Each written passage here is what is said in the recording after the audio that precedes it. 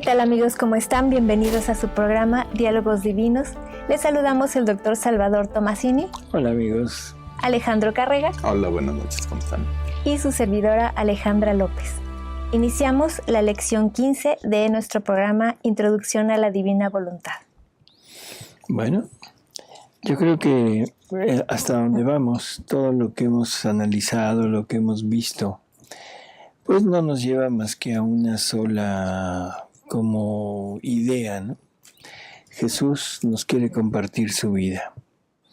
Jesús quiere vivir en nosotros, quiere fundirse en nosotros para hacer una vida común, hacer una vida de dos, una sola vida. Esto no es bien entendido, bien comprendido, porque no estamos acostumbrados a este tipo de situaciones y sobre todo este tipo de lenguaje. O sea, estamos acostumbrados a que Jesús quiere venir, morar en mí, quiere compartirme lo suyo. O sea, y eso lo entiendo. Lo entiendo como una, vale, se me permite decir, como una amistad entrañable entre dos personas que se comparten cada uno lo que tiene. Pero cada una sigue en su propia individualidad, en su propia ser, y compartiendo todo, pero cada quien por su lado, ¿no? A Jesús lo podemos recibir en la Eucaristía y todos los dones, todo lo que Jesús nos comparte ahí es enorme, pero sigue siendo Él en nosotros, compartiendo lo suyo con nosotros, pero no compartiendo su vida, sino compartiendo sus dones, sus gracias, todo lo que Él contiene, pero no su vida. O sea, una persona eucarística, o sea, una persona que comulgue diario, vamos a poner, no es una persona que se convierta en Jesús. No es una persona que sus actos sean actos de Jesús y que sean actos divinos, ¿no? Si así fuera, por ejemplo, los sacerdotes, que son los que lo reciben diariamente, pues serían ya prácticamente otro Jesús en vida, y pues no es así. Nosotros los laicos, o sea que acudimos a misa con frecuencia, que comulgamos, pues tampoco, o sea, sí cambiamos por medio de todo lo que Él nos comparte, esas gracias, el llevar esa vida eucarística nos va modelando. Pero nunca hemos podido llegar a decir, es que mis actos son los actos de Jesús. Nunca he podido decir, yo repito la vida de Jesús. Tampoco puedo decir, es Jesús quien hace todo lo que yo hago. Y ese es el punto final. Este es como el meollo de esta divina voluntad, en llegar a formar una sola vida. Así que bueno, pues vamos a seguir con nuestras lecturas, con nuestras lecciones, donde Jesús nos va a ir adentrando poco a poco en esta compartir de su vida, ¿no? Sí, y no es una cosa que Él quiera, es lo que Él quiere. O sea, es todo lo que Él quiere. Así es. Esa vida real de Jesús en nosotros es fundamental. Sí, o sea, no es una opción que digamos, pues yo me voy a dedicar a eso y yo a esto otro. No. Si alguien quiere hacer lo que quiere Jesús, es eso. Así es. No. Vamos a hacer una lectura. Noviembre 5 de 1923. Dice Luisa: me sentía oprimida por la privación de mi dulce Jesús, con la añadidura de que el confesor, como no había yo tenido la confianza de abrirme con él, y porque soy mala, me había negado la absolución. Después, habiendo recibido la Santa Comunión, me abandonaba en brazos de mi dulcísimo Jesús y le decía... Es una incongruencia lo que está diciendo, ¿no? Sí. O sea, bueno, primero ella se siente mala, ella se siente, o sea, siempre, porque la cercanía con la divinidad inmediatamente muestra todos nuestros errores, todo lo malo que tenemos. Pero lo que es curioso es, el confesor no le da la absolución, pero sí le da la comunión. Entonces uno dice, bueno, qué curioso, ¿qué pudo haber pasado? Pues que no tenía pecado. Pues que lo que tenía era prácticamente nada, era simplemente nada en cuanto a nosotros, ¿no? Sí. Y por eso es que el confesor no la quiere absolver. Pero sabemos exactamente que tuvo forzosamente que estar fuera de culpas para poder recibir la comunión. Sí. Amor mío, ayúdame, no me abandones. Tú sabes en qué estado me encuentro por tu privación. No obstante, por parte de las criaturas, en vez de ayuda, agregan penas a penas, así que sin ti no tengo a nadie, o contigo, o sola a llorar mi dura suerte de haberte perdido. Esto debería incitarte mayormente a no dejarme sola, al menos para hacer compañía a una pobre abandonada que vive muriendo en su duro exilio. Por eso, tú que eres el sumo entre los sacerdotes, dame tú la absolución. Dime que me perdonas las culpas que hay en mi alma. Hazme oír tu voz dulcísima que me da vida y perdón. Mientras desahogaba mi dolor con Jesús, se ha hecho ver en mi interior, y los velos sacramentales formaban como un espejo en el cual Jesús estaba dentro, vivo y verdadero, y mi dulce Jesús me ha dicho: hija mía, este espejo son los accidentes del pan que me tienen aprisionado en ellos. Yo formo mi vida en la hostia, pero ella nada me da, ni un afecto, ni un latido, ni el más pequeño te amo. Ella está como muerta para mí. Permanezco solo, sin la sombra de alguna correspondencia, y por eso mi amor está casi impaciente por salir, por romper este espejo y bajar a los corazones, para encontrar en ellos la correspondencia que la hostia ni sabe ni puede darme. Pero ¿sabes tú dónde encuentro mi verdadera correspondencia? En el alma que vive en mi voluntad. Esto también deberíamos de reflexionarlo muy bien. O sea, Jesús está en la hostia, pero está prisionero. O sea, no es un Jesús que esté, ¿cómo decirlo? A gusto, perdón por la... sino está prisionero y está repitiendo su pasión, porque la hostia no tiene nada que ofrecerle. La hostia no significa una compañía, no significa un medio por el cual Jesús pueda desarrollar y llevar a cabo todo lo que Él contiene, todas sus acciones. Así que la finalidad de estar en la hostia es llegar a cada uno de nosotros para poderse liberar de aquella forma y poder entrar en nosotros y unirse a nosotros para poder actuar desde nosotros. O sea, esa es la finalidad.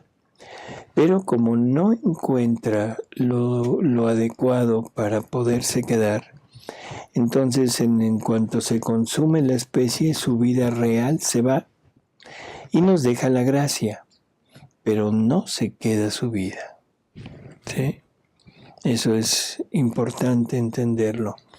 Entonces la finalidad de la hostia, la finalidad de la Eucaristía es formar a las hostias vivas de su voluntad. O sea, irlas formando para que cada vez que lo recibamos, Él se pueda quedar en nosotros. Ahorita que dijo eso, como que me vino a la mente que en la pasión Jesús estaría en la misma forma. O sea, en su pasión está totalmente inmóvil a que le hagan todo lo que quieran. Y después de ahí entra a un sepulcro que sería como las personas y resucita y se va. Bueno, es un símil, más o menos. O sea, un sepulcro en donde no lo atendemos, no le damos lo necesario para poder vivir, y hasta que se consume la especie y nos deja, ¿no? Su vida real. Sí. Yo, en cuanto desciendo en su corazón, pronto consumo los accidentes de la hostia, porque sé que accidentes más nobles y a mí más queridos están listos para aprisionarme, para no hacerme salir de aquel corazón que me dará no solo vida en él, sino vida por vida. No estaré solo, sino que estaré con mi más fiel compañía. Seremos dos corazones palpitando juntos, amaremos unidos, nuestros deseos serán uno solo. Así que yo permanezco en ella y en ella hago vida, vivo y verdadero, como la hago en el Santísimo Sacramento. Pero ¿sabes tú? Yo no sé si nos damos cuenta de lo que estás diciendo. O sea, en la hostia está Jesús, ¿sí? Completo, cuerpo, sangre, alma y divinidad. No es en forma, ¿cómo diríamos? O sea, no es un deseo, no es una intención, no es algo que sea nada más como una forma de decir, sino es Jesús. Y eso es lo que nos está diciendo que quiere formar en nosotros. Es un Jesús que quiere venir, que quiere estar en nosotros, pero de tal manera como está en la hostia, y la hostia ya no es hostia, ya no es pan, es Jesús. Nosotros ya no deberíamos de ser nosotros, deberíamos de ser Jesús. Eso es lo que está diciendo, ¿sí? O sea, es tremendo lo que dice. Sí. Pero ¿sabes tú cuáles son estos accidentes que encuentro en el alma que hace mi voluntad? Son sus actos hechos en mi querer, que más que accidentes se extienden en torno a mí y me aprisionan, pero dentro de una prisión noble, divina, no oscura, porque sus actos hechos en mi querer, más que sol, la iluminan y la calientan. Imagínate lo que está diciendo.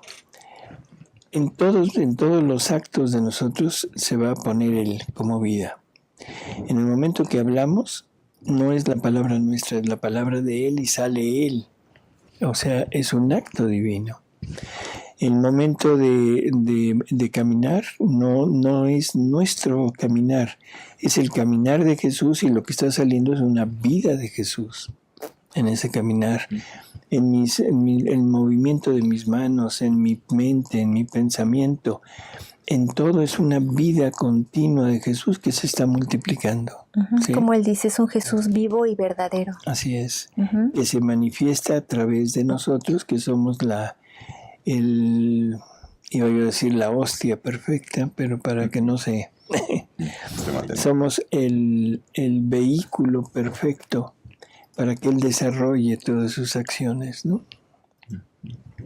¿Cómo me siento feliz de hacer vida real en ella? Porque me siento como... Vida real. En ella. Porque me siento como si me encontrara en mi morada celestial. Mírame en tu corazón, cómo estoy contento, cómo me deleito y siento las alegrías más puras. Y yo, mi amado Jesús, ¿no es una cosa nueva y singular lo que tú dices, que en quien vive en tu voluntad tú haces vida real en él? ¿No es más bien esa vida mística que tú haces en los corazones que poseen tu gracia? Esto es un punto importantísimo. Siempre hemos tenido la idea de que el alma en gracia de Dios posee la vida divina, ¿sí? Y entonces, Luisa, aquí con todo lo que Jesús le está hablando, yo pienso que queda como confundida y por eso le hace esta pregunta, que no es la vida mística que tú haces en las almas que poseen tu gracia. O sea, no estás exagerando, sería así. Me estás diciendo cosas que no se han oído. Y lo que le dice Jesús después es tremendo, ¿no? A ver. Sí, dice, no es vida mística, como para aquellos que poseen mi gracia, pero no viven con sus actos fundidos en mi querer. Y por eso no tienen materia suficiente para formarme los accidentes para aprisionarme.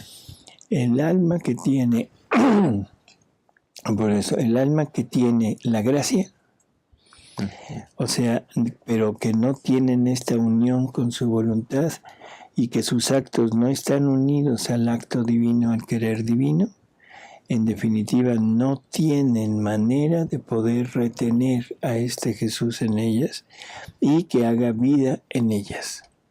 Esto también es fundamental. Por lo tanto, para que esto se lleve a cabo se requiere la unión con la divina voluntad.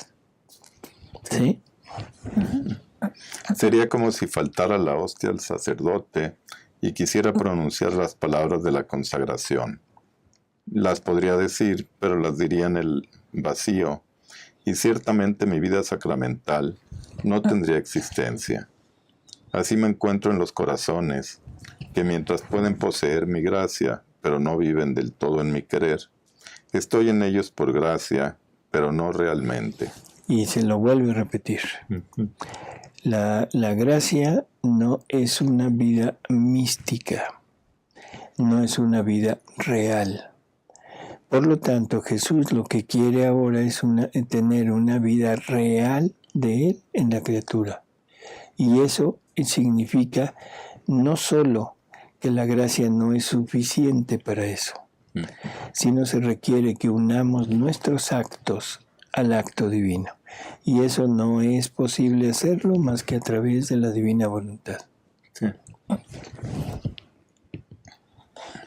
Y yo, o sea, Luisa dice, amor mío, pero ¿cómo puede ser que tú puedas vivir realmente en el alma que vive en tu querer?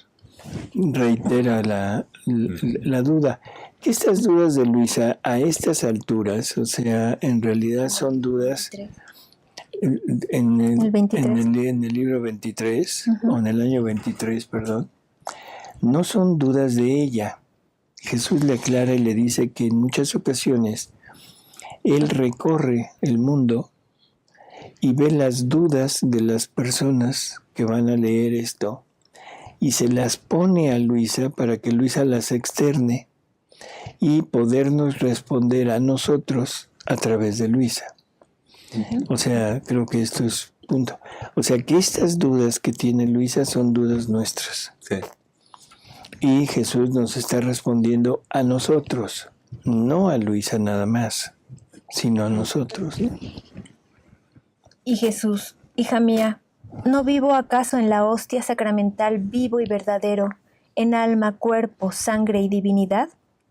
¿Y por qué vivo en la hostia en alma, cuerpo, sangre y divinidad? Porque no hay una voluntad que se oponga a la mía. Si yo encontrara en la hostia una voluntad que se opusiera a la mía, yo no haría en ella ni vida real ni perenne. Y es también esta la causa por la cual los accidentes sacramentales se consumen cuando las criaturas me reciben. Porque no encuentro una voluntad humana unida conmigo, de manera que quieran perder la suya para hacer adquisición de la mía, sino que encuentro una voluntad que quiere obrar, que quiere hacer por sí misma, y yo hago mi breve visita y parto. En cambio, para quien vive en mi voluntad, mi querer y el suyo son uno solo, y si lo hago en la hostia, mucho más lo puedo hacer en él, mucho más, pues encuentro un latido, un afecto, mi correspondencia y mi utilidad, lo que no encuentro en la hostia.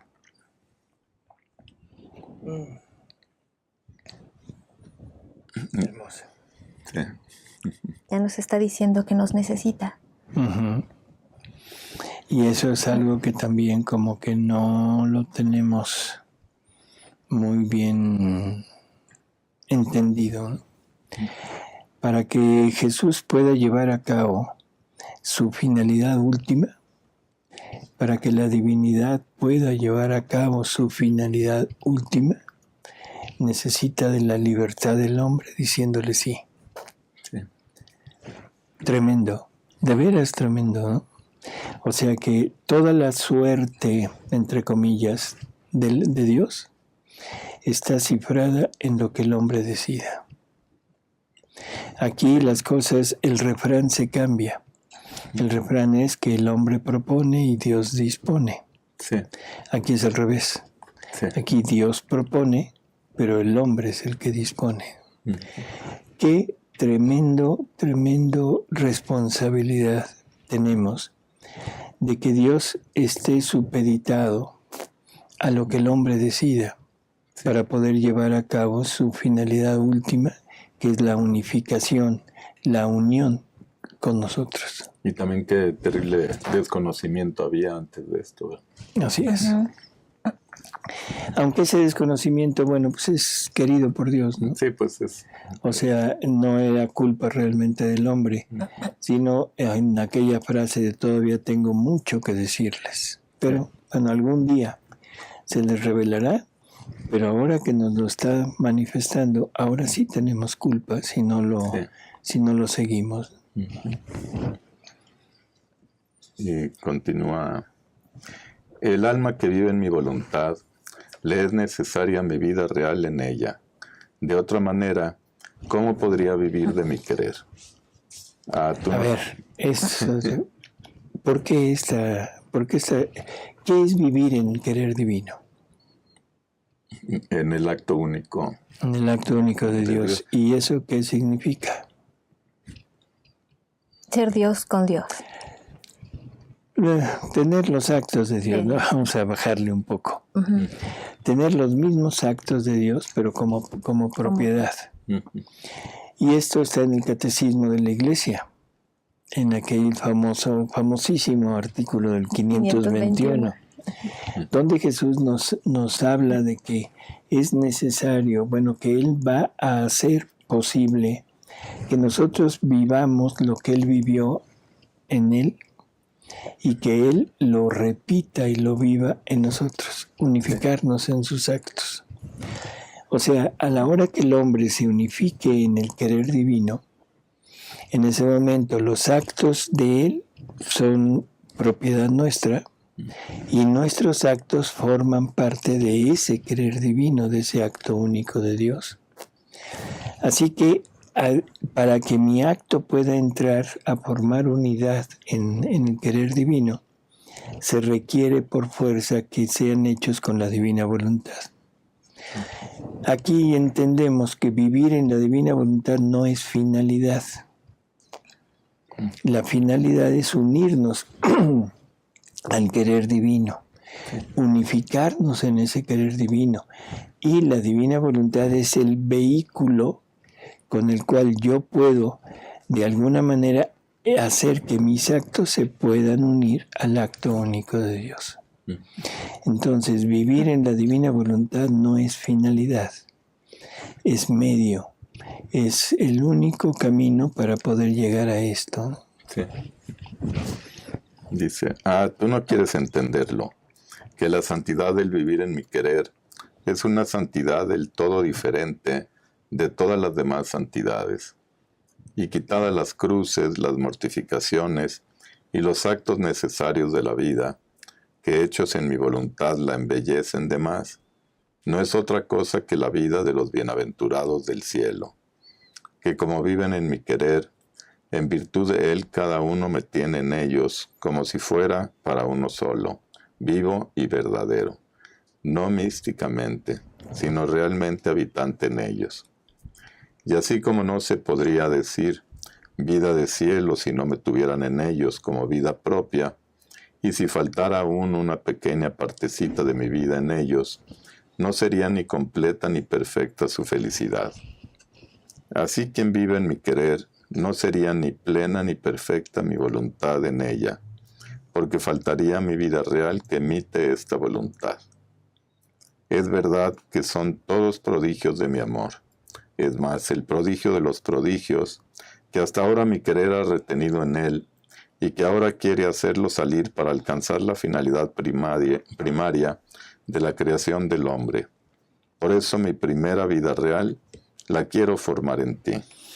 Dos cosas que son también necesarios recalcar. La finalidad primaria de la creación del hombre es esta. O sea, ese es el punto final. El reino de Dios en la criatura. Esa es la finalidad de la creación. Y segundo, o sea, la primera vida real la quiere formar en Luisa. nadie ha vivido en la divina voluntad, con excepción de nuestra madre. Fuera de ella, nadie, ni Adán. Porque Adán no hizo vida. Adán solamente hizo actos. No continuó con esa vida, por lo tanto no hubo el sello de vida divina. Hizo actos divinos, sí, y eso le valió ser una santidad enorme, divina, pero no de vida. Y ahora Jesús le externa a Luisa que ahora él quiere formar más vidas divinas, ¿sí? A semejanza de ¿quién? De su mamá. Así que esa es como a lo que nos está invitando, ¿no? A llegar a ser realmente vida en él. En noviembre 4 de 1921, yo tenía ¿verdad? Sí. Bueno, pero esto que leí era de noviembre 5 de 1923. Y ahora en noviembre 4 de 1921, dice, ahora, así quiero la santidad en la criatura, entre ella y yo, entre dos, yo por una parte y ella por la otra, yo a dar mi vida y como fiel compañero a comunicarle mi santidad, y ella como fiel e inseparable compañera a recibirla. Así ella sería el ojo que ve, y yo el sol que le doy la luz, ella la boca y yo la palabra, ella las manos y yo que le suministro el trabajo para obrar, ella el pie y yo el paso, ella el corazón y yo el latido. Pero ¿sabes tú quién forma esta santidad? Mi voluntad. Es la única que mantiene en orden la finalidad de la creación. La santidad en mi querer es la que mantiene el perfecto equilibrio entre criaturas y creador, porque son las verdaderas imágenes salidas de mí. Aquí nos empieza a dar una idea, una imagen de lo que es esta unión, ¿no? O sea, nuestras acciones están formadas por dos elementos. El instrumento y ¿cómo diríamos? El impulso o la vida que quiere desarrollar a través de ese instrumento. Aquí fue un pequeño párrafo donde habla tú el ojo, yo la, ¿sí? Pero vamos a leer un dictado que le hace Jesús, en donde es más específico y nos va a decir cosas que son de veras muy, muy importantes y totalmente nuevas, ¿no? Si quieren leerlo. Desde febrero 17, 1930. Hija mía, mi divina voluntad es latido sin corazón. La criatura es corazón, ella es el latido. Mira qué unión inseparable hay entre mi fiat y la criatura. El corazón es nada, no tiene ningún valor sin el latido. Con el latido se constituye vida de la criatura, pero el latido no puede palpitar sin el corazón. Ojo con eso. Corazón y latido. El corazón, o sea, el latido es de Dios, él es la vida, el latido, y el corazón es donde se va a poner esa vida, donde se va a manifestar ese latido, y el corazón es el instrumento. Un corazón sin latido no sirve para nada. Sí. Pero un latido sin corazón no tiene razón. No tiene razón de existir, no tiene dónde depositar la vida que contiene. Por lo tanto, tan necesario es el corazón como el latido. Que solos no tienen realmente mucho que hacer. Pero si los unimos, es vida que se produce. Sí. ¿Vida de quién? Vida divina, porque ese latido es de Dios. Sí. ¿Sí? Por eso Luisa le decía a Jesús que no venía su vida, es que Jesús es mi vida. Y realmente es la vida. Sin Así él, es. todo lo demás es inútil. En el momento que un alma llegara a ese punto de Luisa, estaría llegando al 4º grado. Ese 4º grado en donde prácticamente todo es Dios para la criatura, ¿no? Sí. Entonces Luisa sentía la necesidad de esa vida porque ahora ella estaba total y absolutamente entregada y por lo tanto el impulso de sus movimientos salía de Jesús. Salía de la voluntad divina, ¿no? Sí. Tal es mi divina voluntad.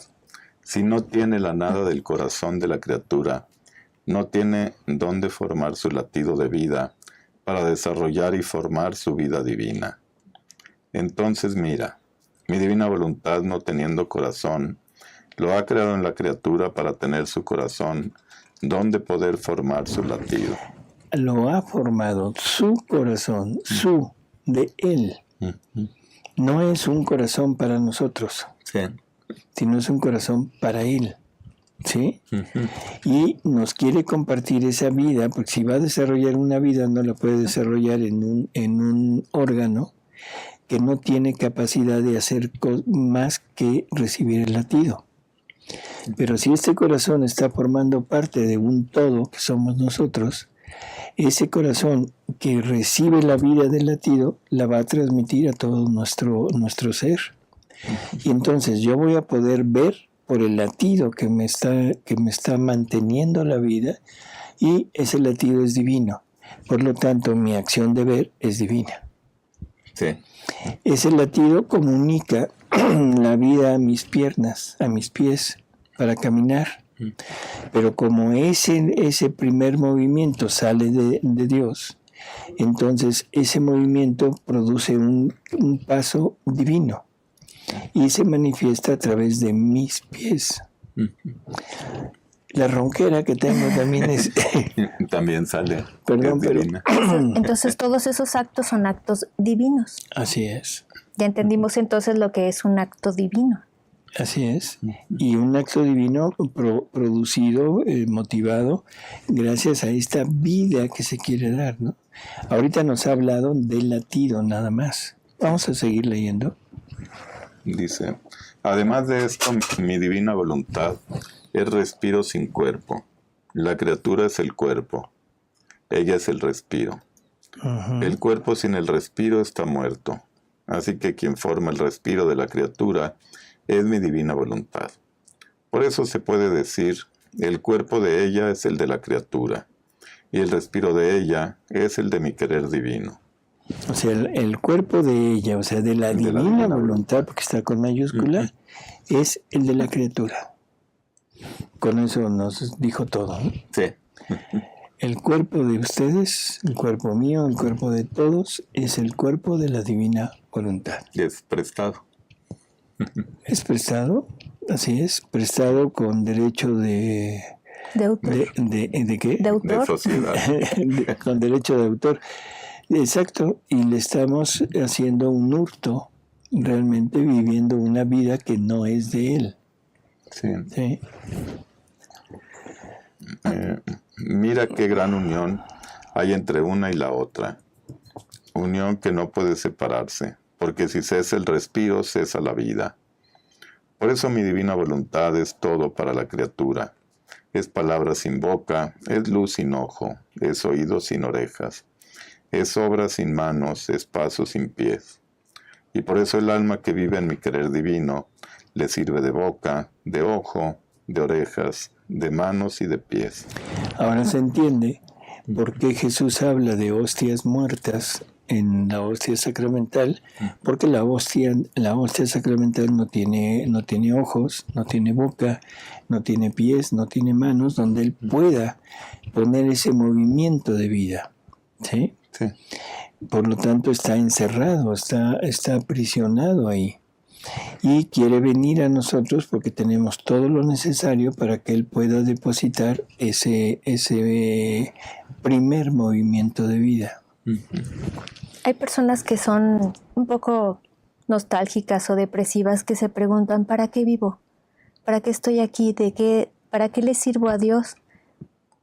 Aquí nos está contestando Jesús, ¿por qué le servimos? Le servimos de ojo, de corazón, de pie, nos necesita realmente.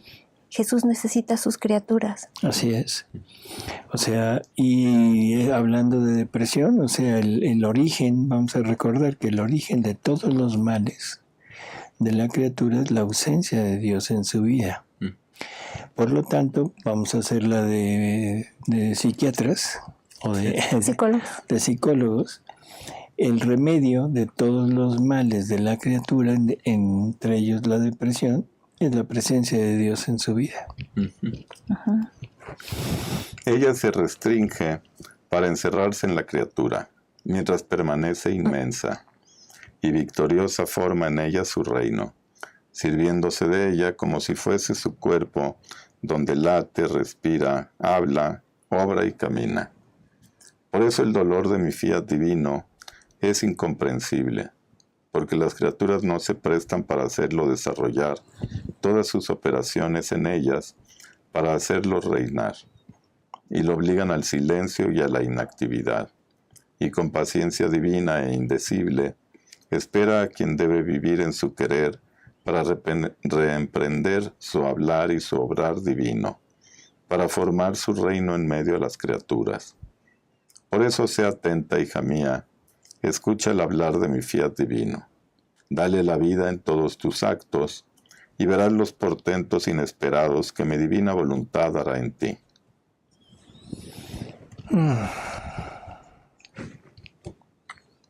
Creo que ya lo dijimos todo, ¿no? O sea, es el yo en ellos, tú en mí, para que sean uno y sean uno con nosotros, como tú y yo somos uno. Sí. Hay otra lectura en mayo 16 de 1937.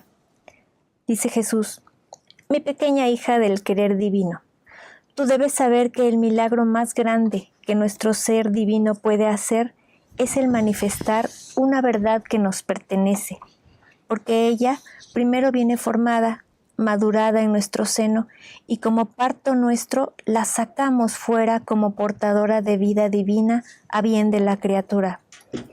Y solo sacamos este parto cuando nuestro amor eleva tanto sus llamas que para no quedar ahogados sentimos la necesidad de poner fuera nuestros partos divinos. Mira entonces qué cosa ponemos fuera con manifestar una verdad, no el cielo, el sol, el viento, sino nuestra vida como portadora de vida divina a las criaturas. Los otros milagros, la misma creación, son obras nuestras, no vida. En cambio, las verdades son vida perenne, y si encuentran quien las recibe, se bilocan, se multiplican en modo increíble para cada una de las criaturas, tanto que cada una la puede tener para sí como vida que le pertenece. Estas verdades, como partos nuestros, semejan en todo a nuestro ente supremo. No son voz y hablan, y hacen hablar. No tienen pies y caminan, pero tan veloces que ninguno los puede alcanzar, ni impedir el paso. Entran en las inteligencias y forman el pensamiento para hacerse conocer. Transmutan la voluntad para hacerse poseer. Renuevan la memoria para no hacerse olvidar. Caminan en las vías del corazón para hacerse amar. Así que no tienen manos y obran, no tienen ojos y miran, no tienen corazón y generan amor. Las verdades no son otra cosa que vidas palpitantes de nuestro ser divino en medio a las criaturas, latido sin corazón, porque nuestro corazón es la criatura. Ahí está. Bueno, tenemos, o sea, prácticamente la misma tónica, ¿no? O sea, la vida de Él en nosotros, la vida de Él en nosotros. Y ahora, con todo esto que hemos oído, pues podemos estar seguros de que esta santidad no tiene nada que ver con la santidad anterior, ¿no? Sí. O sea, en donde aquella era la imitación de las actitudes de Jesús y todo llevado a cabo por medio de la voluntad humana, de actos humanos, de virtudes, pero que no comunicaban esta vida. Y Jesús le dice a Luisa que las virtudes son adorno del alma, no son vida del alma. ¿Por qué? Porque no influyen, no se desarrollan a través de las acciones de la persona. Simplemente es algo que la persona actúa en determinados momentos y determinadas circunstancias, pero no se vuelve vida. ¿Sí? ¿Qué más decir? Bueno, esta santidad es el obrar, es el resultado del obrar de Dios en la criatura. No es el resultado del obrar de la criatura, sí, sino es el resultado del obrar divino a través de ella. ¿Le damos la oportunidad de hacerlo? Por supuesto. ¿O le negamos esa oportunidad? Por supuesto también. Nunca. O sea, aquí estamos en ese momento de decisión, ¿no? ¿Se lo doy o no se lo doy? Para eso sirve la voluntad humana, para el libre albedrío que Dios nos dio. Así es. Para eso lo utilizamos. Exactamente. Y es para lo único que lo deberíamos utilizar, ¿verdad? Solamente para eso. Para decidir siempre por Dios, siempre por Dios, siempre por Dios, para poder llegar a vivir en esa libertad que Dios quiere darnos, ¿no? Que es la libertad en la que Él vive. Así que, bueno, pues no sé, o sea, no hay alguna... Preguntaban de la comunión, dice Reina, cuando comulgamos podemos decirle a Jesús, ven a comulgarte a ti mismo en mí, en tu cuerpo, sangre y divinidad, y vayamos a todos los sagrarios del mundo entero y a cada corazón que late. Sí, o sea, se lo puede decir. Jesús nos dice que cuando vayamos a comulgar, nos unamos a su divinidad, a su humanidad y a su voluntad. Y tomando todo lo que Él hizo, toda la vida de Él, se la ofrezcamos como un tributo de agradecimiento por haberse quedado en la hostia para venir a nosotros. El Padre Dengo manda saludos a todos y que Dios los bendiga a todos, nos bendiga a todos. Gracias, gracias Padre. Gracias. Y luego Guadalupe dice, usted dice que la ausencia de Dios causa la depresión. Mi esposo era de misa y comunión y rosario y entró en depresión y se quitó la vida. Híjole, aquí voy a decir cosas que no sé. O sea, la depresión se ha tomado, o sea, es una enfermedad que ha aumentado mucho en la actualidad. O sea, es una enfermedad que debido a las condiciones de vida va cada vez en aumento. Se habla de un trastorno de tipo físico realmente, de tipo de humores, de sustancias, de hormonas que no se manejan adecuadamente en el cerebro. Es verídico, así es, eso sucede, pero el motivo, la causa de eso, generalmente son los problemas ajenos, los problemas de vida de una persona. De una persona que no, por alguna razón, no alcanza lo que quiere alcanzar o no tiene la capacidad de poder manejar adecuadamente los problemas que se le presentan. El ir a misa, el rezar y todo, no quiere decir estar entregado a Dios. O sea, esto por favor que se entienda muy bien. Qué bueno que lo hacía, qué bueno que estaba en esa parte, pero no le alcanza a solucionarle sus problemas. Hemos hablado que el tener a Dios es adquirir el bien mayor. Y ese bien mayor tiene que ser lo suficientemente grande para satisfacer todas las necesidades del ser. Nosotros vivimos en una continua carencia o una continua necesidad de satisfactores. Satisfactores tanto físicos como morales y espirituales. Cuando nosotros satisfacemos una necesidad de estas y la satisfacemos desde el punto de vista humano, queda satisfecha esa necesidad, pero las demás quedan. O sea, lo voy a poner en el lado físico, por favor, para que se entienda. Yo tengo hambre y tengo frío. Me tapo, ya solucioné la necesidad de calor, pero no he solucionado la necesidad de alimento. Como y entonces ya quedó satisfecha, pero no la necesidad de calor. Y así por el estilo. Por lo tanto, siempre que satisfacemos alguna necesidad desde nuestra capacidad humana, no estamos satisfaciendo la parte total, el 100%. Dependiendo de nuestra estructura, ahora sí, física, de nuestra estructura mental, en ese momento es qué tan lábiles somos para lograr llegar a un punto como este que desafortunadamente pasó, de llegar a la privación de vida, ¿sí? De tal tremendo sufrimiento por esa depresión. Pero ¿qué pasaría si realmente esa persona deprimida, llegara a poseer a Dios en ella, por medio, por ejemplo, de esta divina voluntad? Estamos hablando de un intercambio de vida, que esa es la gran diferencia entre la santidad humana y la santidad divina. La santidad humana, ya hemos hablado, son virtudes practicadas a tiempo y circunstancia, y que son total y absolutamente llevadas a cabo por medio de nuestra voluntad, de nuestras fuerzas, de nuestra capacidad. Por lo tanto, son limitadas. Pero si logro penetrar en la divina voluntad es un intercambio de vida.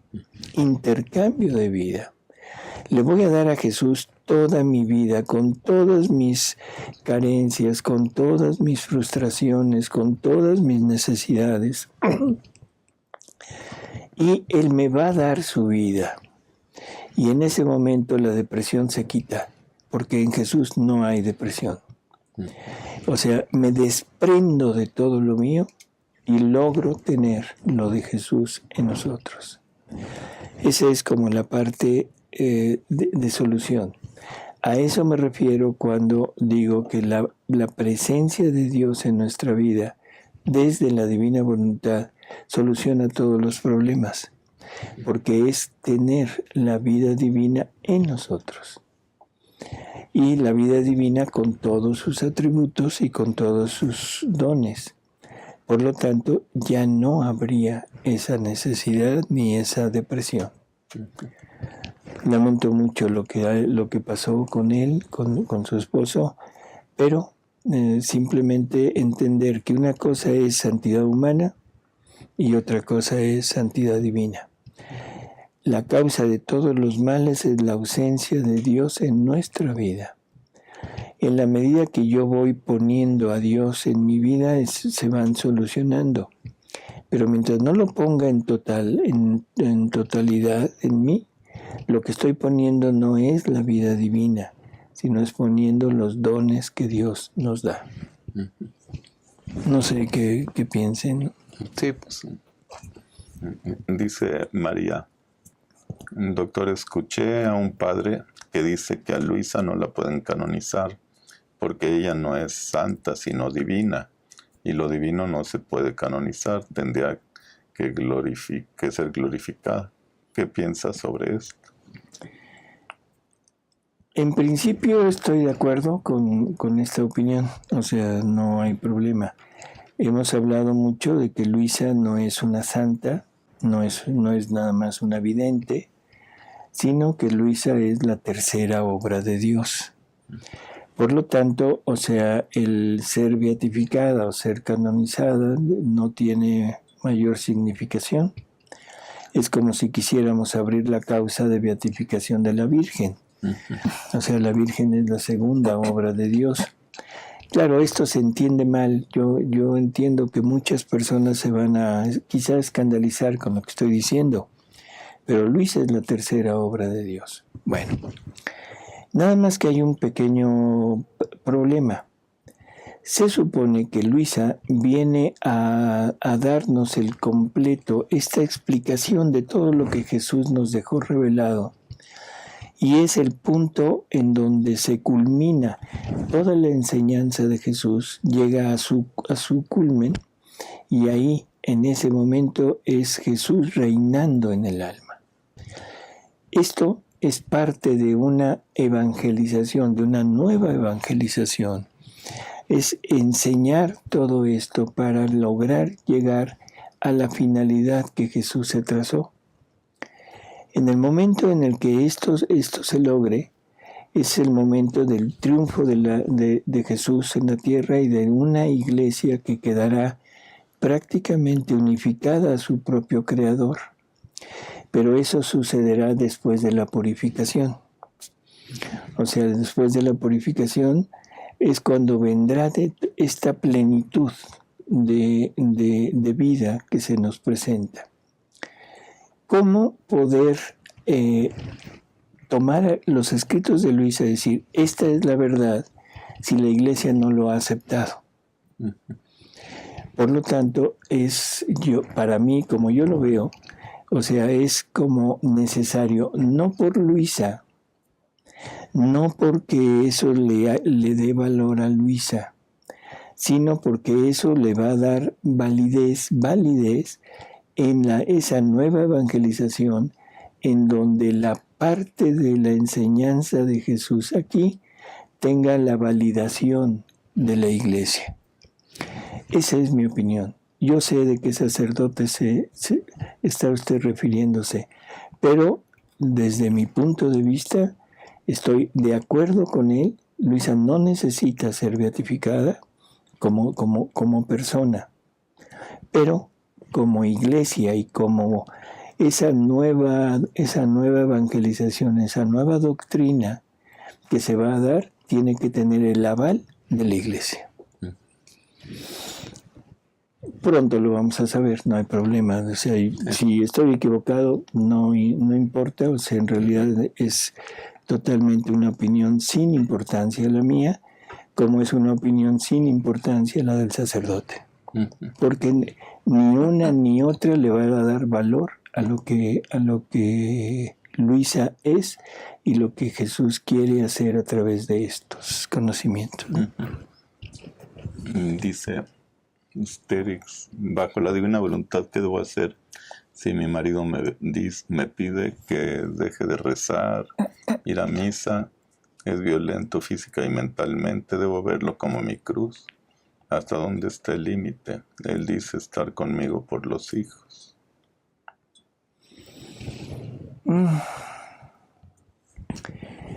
Le voy a pedir que entre a la página de Tercer Fiat y déjeme preguntar ahorita, ¿está la lectura de Jesús y Valeria en la página? ¿Sí?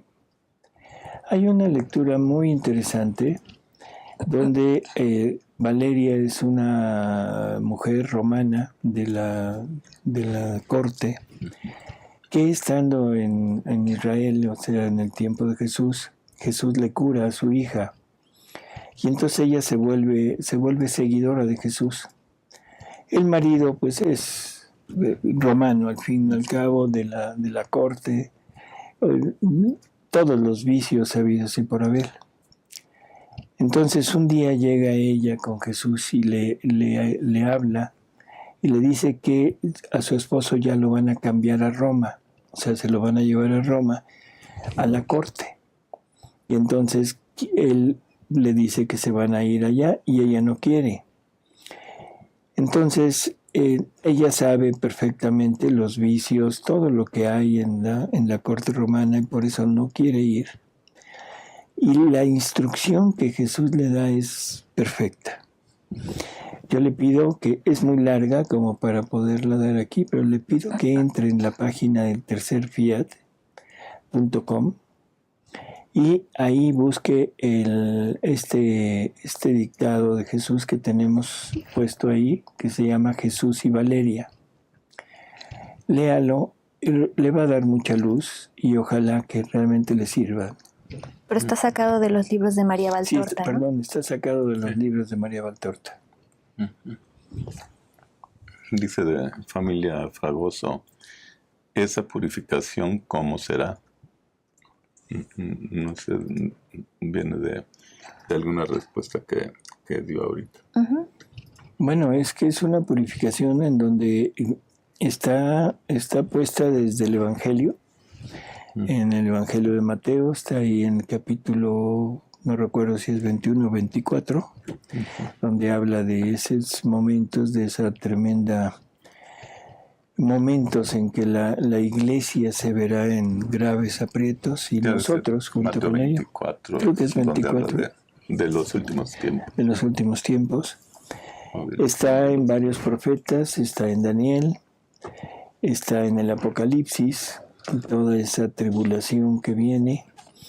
Y sobre todo está también en los escritos de Luisa. O sea, en los escritos de Luisa habla de que tendrá que purificar la tierra porque no es digna de recibir estos grandes portentos de santidad. Habla de que tendrá que quitar a todos sus enemigos. Habla de grandes catástrofes, grandes flagelos que van a venir. En fin, o sea, viene toda esta parte de sufrimiento, de purificación de la humanidad. El Catecismo de la Iglesia Católica nos habla de que la Iglesia va a llegar a su casi a su muerte.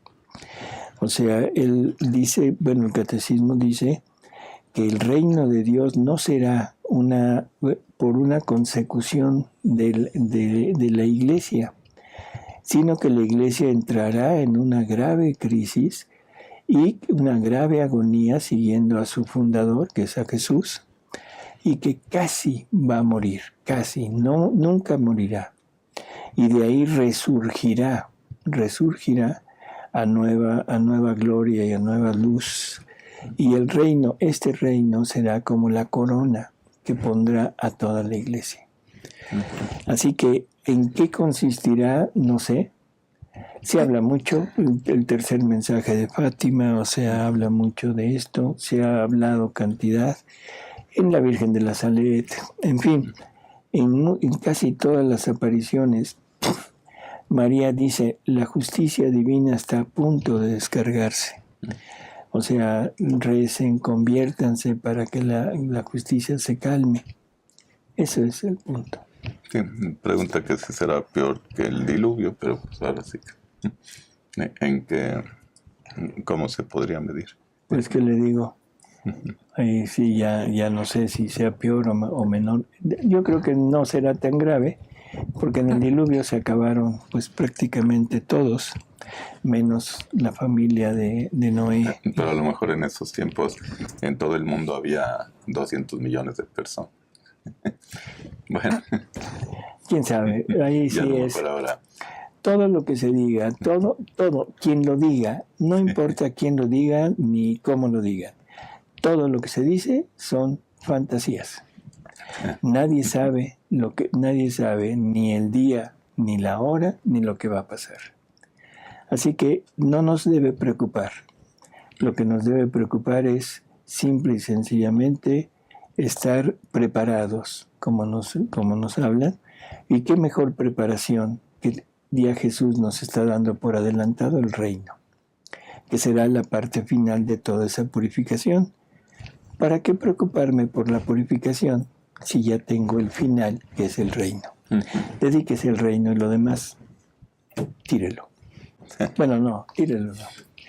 Pero no le ponga tanta atención. Y amigos, pues llegamos al final de nuestro programa. Alejandra, muchas gracias por estar doctor. Con nosotros. Alejandra. Gracias, doctor. Gracias, y a ustedes, sobre todo, amigos, nos oímos, en la próxima semana. Y gracias por sus comentarios y saludos. Gracias, Padre Dengo, por sus bendiciones. Hasta luego. Hasta luego.